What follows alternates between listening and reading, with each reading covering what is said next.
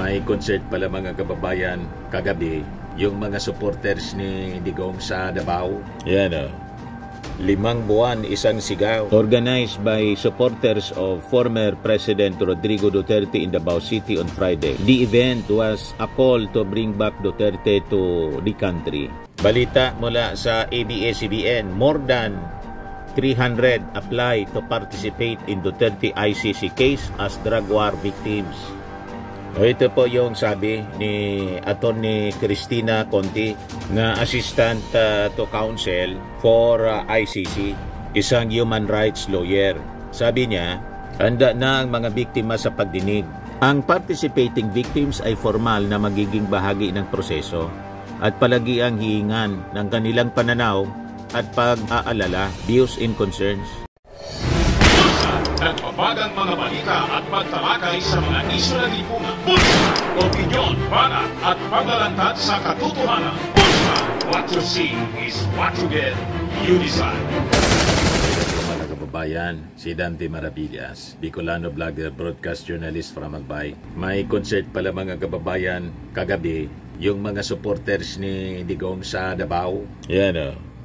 5 buwan, isang sigaw. Si Bongo.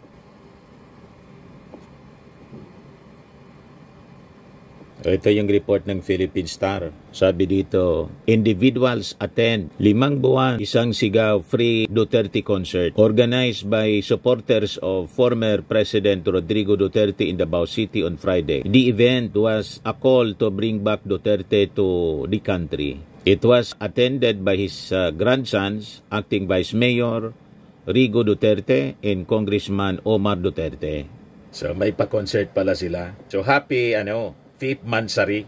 5 buwan na pala si Digong sa dahig. Itong 5 buwan mga kababayan, sa susunod niyan, 5 taon na, 5th anniversary pag 5 taon. Pa-concert uli kayo bilang selebrasyon sa kanyang pan-5 taon. Kasi po yung trial, aabutin siya ng ang estimate po, yung kay Laila de Lima po, umabot ng 7 taon. So, si Digong kasi yung kanyang mga abogado, may mga delaying tactics. Lalong madidili, may delaying tactics po eh. Baka abutin daw, mga kababayan, ng 8 taon. You see? Anyway, mabilis lang po ang paglipas ng mga taon. Kinaya nga ni Laila de Lima. So, kung 8 taon siya, manos na si Laila de Lima. Ang masaklap kung halimbawa, hindi lang 8 taon, lifetime na po ang sentensya kay Digong kasi malakas yung mga ebidensya po. And in fact, i-update ko kayo mga kababayan ng kanyang kaso. Nandun ngayon, sina Sara Duterte, Katie Duterte, pati si Pulong, pumunta doon kasi palapit po yung pre-trial hearing. Balita mula sa ABS-CBN, more than 300 apply to participate in Duterte ICC case as drug war victims. Higit 300 na biktima ng war on drugs ang nagsumiti ng aplikasyon sa ICC para makasali sa gagawing paglilitis kay dating Pangulong Rodrigo Duterte para sa kasong crimes against humanity. This is, it said, was a limited number against the number of victims who wanted to participate. So itong confirmation of charges hearing on Duterte's case is provisionally scheduled to begin on September 23. The registry said the Victims Participation and Reparation Section or BPRS has been working to inform and assist victims, particularly those who were previously involved in earlier court proceedings. Ito po yung sabi ni Attorney Cristina Conti na Assistant to Counsel for ICC, isang human rights lawyer. Sabi niya, handa na ang mga biktima sa pagdinig ng kaso ni Duterte sa Setyembre. Tutol pa rin sa interim release o anumang pagdiskaril o pag-udlot ng proseso. So nakatagdang maganap ang confirmation of charges hearing sa kasong prosecutor versus Rodrigo Roa Duterte sa September 23, 2025 sa The Hague, Netherlands. Handa na niya mga biktima para rapin si Digong sa ICC at kumprontahin ang alaala ng malagim na patayan at pag-abuso na naganap sa kanyang pamumuno. Inaabangan na ng mga biktima ang resulta ng application to participate na bahagi ng proseso ng ICC. Nagsisimula ng isumite sa mga WES ang listahan ng mga aplikante na tanggap o hindi ayon sa mga panuntunan. Tanga ng mga matatanggap na victim of the case ang interes ng libo-libong iba pang biktima ng mga pagmamalabis ni Duterte. So tingin natin mga kababayan, tuloy-tuloy na ang magiging trial kay Digong. At malamang yung kanyang application for interim release to an undisclosed country, ibasura lang po ng mga judges. Kasi po, kitang-kita ng mga judges po yung pinagagawa ni Sara Duterte na ikot ng ikot sa kung saan sang bansa para i-pressure ang ICC na i-release, bring him home. So itong mga rallies po, pati itong latest na ginawa kagabi, doon sa Davao na may free concert sila, nakakatulong po yon para hindi pagbigyan. Baliktad yung epekto. Para hindi pagbigyan. Lalo na po yung araw-araw na ginagawang humba rally dyan sa Dahig. Ayaw na pong umuwi yung mga kakarampot na supporters ni Digong. Nag-camping na po doon ang grupo ni Harry Roque. So nakakatulong yon, mga kababayan na mga ginagawa nila para hindi pagbigyan yung interim release. Talaga niyang magulo. At saka sigurado, pati yung nasabi nilang undisclosed na bansa, tulad nung nag-attempt sana sila, Australia at Belgium, dininay po. Kasi siyempre, imbis tahimik yung community, nagulo. Tulad doon sa Dahig, mga kababayan, nag-camping na sila doon. So sabi dito sa post ni Attorney Conte, ang participating victims ay formal na magiging bahagi ng proseso at palagi ang hihingan ng kanilang pananaw at pag-aalala, views and concerns. Hindi nila kailangang personal na pumunta sa Dahig, kakatawanin nila ang team ng victims' legal representatives sa mga pagdinig ng kaso. Tiwala kami na may magiging kaayusan sa bahagi ng mga biktima at ng mabubuong team ng legal representatives para sa nakatagdang pagdinig sa isang buwan. Tiwala rin kami na handa ang prosecution. Sa confirmation hearing, ilalatag ng prosecution ang kabuuang paratang laban kay Duterte. Pagkakataon ito para ipakita ang ebidensya at isuma ang mga argumento upang kumbinsihin ang mga wis ng pre-trial chamber. 1. Na ipagtibay ang sakdal at aprobahan ang pinanasaklaw ng kaso. Mayroon daw 2 testigo na ipapatawag ang prosecution. Titindig naman ang legal team ni Duterte laban sa pagtutuloy ng kaso. Nagpaiwatig na ang kanyang legal counsel ng inisyal na direksyon ng depensa at nagsabi na wala silang witness na iuupo. Bala na may binabanggit sila sa mga nakaraang submission na may balagi di umano sa confirmation hearing sa Setyembre. Yan ang sabi ni Kaufman. Wala silang iharap na witness sa kampo ng defense. Isabi nga natin, baka wala man kasing gustong tumistigo para idepensa si Digong. Ang hirap kasi pong idepensa si Digong. Kasi po, yung ebidensya, mula mismo sa kanyang bibig, yung kill order, paano mo kukontrain yung mga sinabi ni Digong mismo? Recorded po ng mainstream media, saka ng government media, and it's all over sa YouTube. So ang pinakamalakas na ebidensya laban sa dating Pangulo, yung sarili niyang bibig. Hinahamak niya yung sarili niya dahil sa kanyang kayabangan. Di ba po? Kaya walang witness yung defense na iharap kasi siguro wala man makuha. Nasa interes ng mga biktima at publiko ang matuloy ang hearing sa September 23, 2025. Uaw tayo sa katotohanan at pananagutan, bitin tayo sa paglilitis na disin sana ay pantay at patas. Sa lagay ngayon, ang kaso ni Duterte sa ICC ay isang natatanging pagkakataon para makamtan ang hustisya, hindi lang para sa iilan kundi para sa mas nakararami. Dapat maging mapagmatsyag tayo sa anumang magdidiskaril o mag-udlot sa proseso. Sa diwang ito, binibigyang diin ng mga biktima ang pagtutol sa pansamantalang paglaya o interim release ni Duterte. Masinsinang pinagandaan ng mga biktima ng kanilang mga abogado at ang kanilang mga taga-guyod, taga-suporta ang araw na naitakda. Personal man na dadalo sa korte o manunood sa live stream ng hearing, pagbubuklorin nawa tayong lahat ng pag-asa sa mas makatarungan at mas makatwirang lipunan. Sanggunian, Attorney Nery Javier Colmenares, legal na tagapayo ng mga biktima ng giyera kontra droga sa ilalim ng Rise for Life and for Rights. Yan yung kanyang press release, mga kababayan. Pero relax lang po si Sara Duterte. Ayan si Sara, oh. Relax na relax. Tingnan ninyo ito. Tadaan ta mo og surprise, guys, ha? Ready na mo? Ready na? Ready na mo sa surprise? Surprise! Surprise niya, Sandro. Yan, oh. Ayan, Brand ng ano? Surprise! Sandro, surprise daw. Tadaan ta mo og surprise, guys, ha? Sandro Marcos. Ready na mo? Kapangalan Ready na? yung brand po. Ready na mo sa surprise? Surprise! Surprise! Ayan pa, another surprise! Sandro, brand po ng sapatos ayata o bag. Surprise, guys, ha? Yan, sabi ng mga nag-react, si Mary Jane Niniel. Sandro is considered a luxury brand. It is a friends ready to wear fashion label known for its sophisticated and chic Parisian style.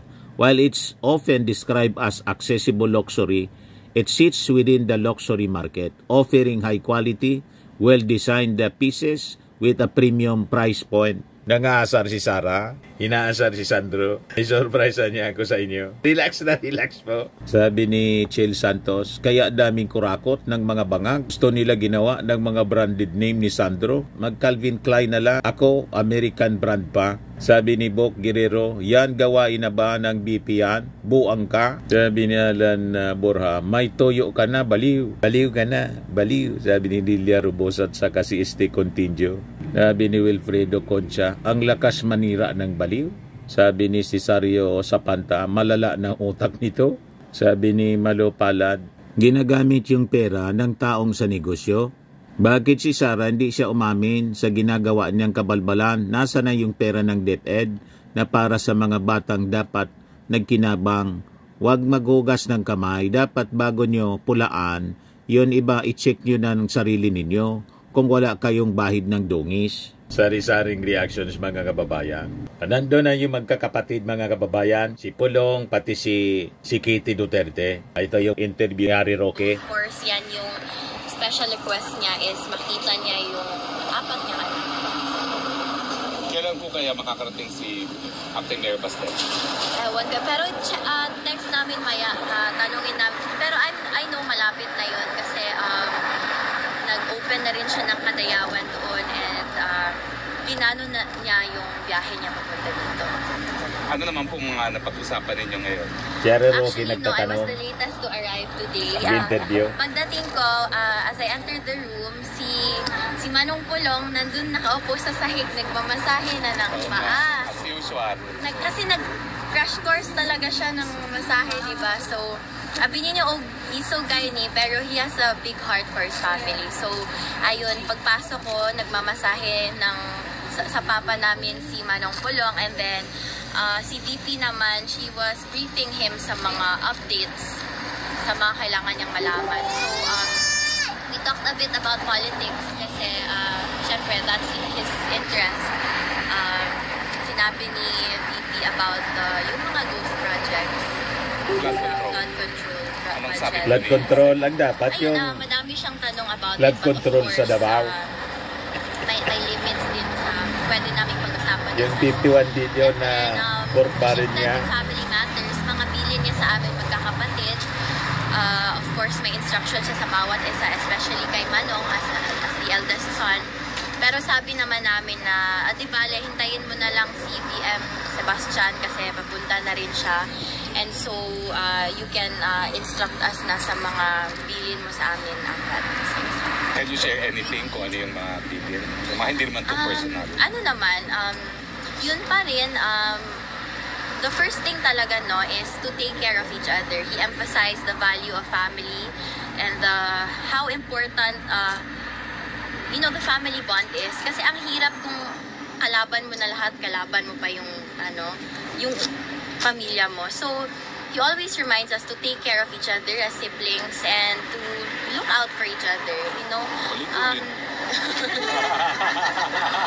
Uy, ang tinudana no, kay wala kaligo na po dron kay sabayan ako si Papa para ganado siya kay Duha mo may ligo.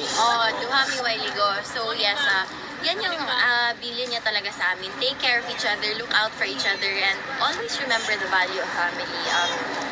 Do not stray away from his teachings. Kung ano yung mga sinasabi niya, yun yung dadalhin namin hanggang.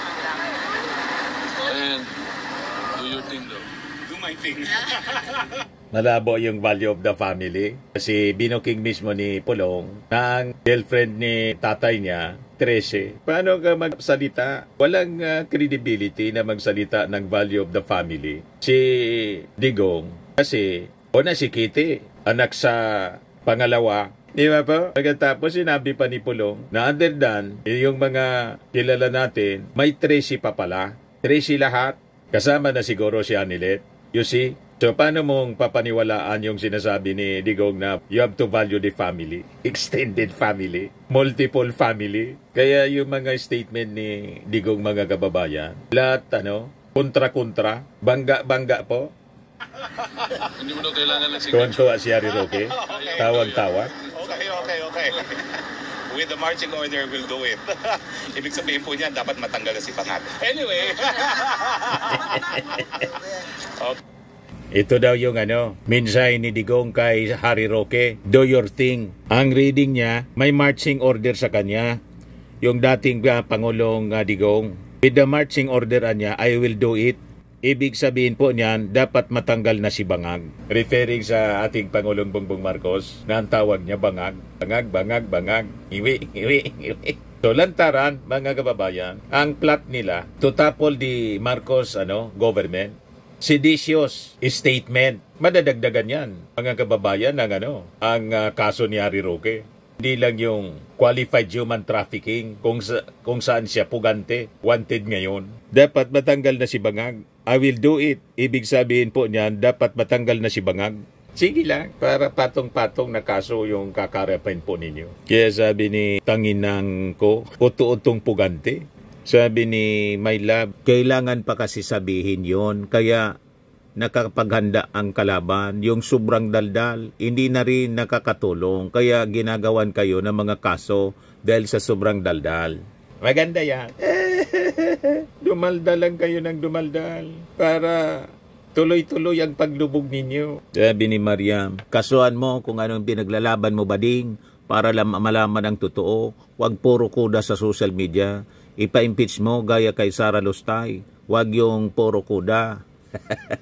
Sabi ni Jinjin, malala na talaga itong si Roque. Sabi ni Genesis Abo, bumalik ka na sa Pinas para mapatanggal mo si BBM. Sabi ni Darwin, ibig sabihin nun, ayaw na niya makakita ng kumbading. Sabi ni Alan Sinatin, do your thing. Ibig sabihin yan, bahala ka na sa buhay mo, mabulok ka dyan. Sabi ni Grayson, hanggang pangarap na lang kayo na matanggal si PBBM na marami nang nagawa sa buhay ng mga Pilipino. Sabi ni Rausley, kung ang sinabihan ng Bangag ay si Dig, siguro manggagalaiti na naman sa galit tong mga DDS. Okay lang kung sila magmura at mambuli, pero kung sila naman pinatatamaan, gulo ka agad. Sabi ni Ariel Caspillo, mukhang may mental breakdown na siya. Sabi ni Ian Chua, kumain ka ng umba, tirador ng umba, uwi ka na akla. Sabi ni Lucas, ibig sabihin niya, narapin mo na kaso mo ng mag-isa kasi wala kang silbi sa mga Duterte. Kumbading. Ito naman po, Firmax Firming and Lifting Cream, pinapahid po sa mga pulses in affected area. Mainam po sa paninigas ng mga kaso-kasuan. Ito naman po, Automax Radiant Serum. Sa mukha naman yung application, anti-aging po siya. You will look 10 years younger than your age. Sa mga cancer patients naman po, baka lang gusto ninyo itong itry. Naig siya red mixed fruit drink. Hindi mo po siya gamot, food supplement siya. Kaya lang, gawa siya mga kababayan sa goji berry. Yung goji berry, may anti-cancer properties. O ngayon, yung mga inquiries ninyo, dumiritso na lang kayo sa aming messenger sa Facebook para masagot namin agad. Ayos pa? Ayos na ayos niya, Mr. Maravilla. But anyway, ito po pala yung aming bagong product na binibenta online. I am worldwide amazing pure organic barley powdered drink mix from Australia. Negosyo to ng aking anak. na architect entrepreneur Riz Maravillas. Ayan po. Kontakin na lang po ninyo siya, Riz Maravillas on Facebook. Ang mga health benefits niya: boost immunity, improves digestion, enhance energy levels, packed with antioxidants, prevent cancer. Sa mga naghanap po ng malinis and spacious fitness gym, pumunta lang po kayo sa aming Colossal Fitness Gym. May Grab car rental din po kami. Ito naman po yung bago naming product na binibenta online. Eye Glow Serum, whitening po siya. Tingnan ninyo yung epekto sa aking anak na architect before and now. Yung mga inquiries po ninyo, dumiretso na lang kayo sa kanyang Facebook account, Riz Maravillas.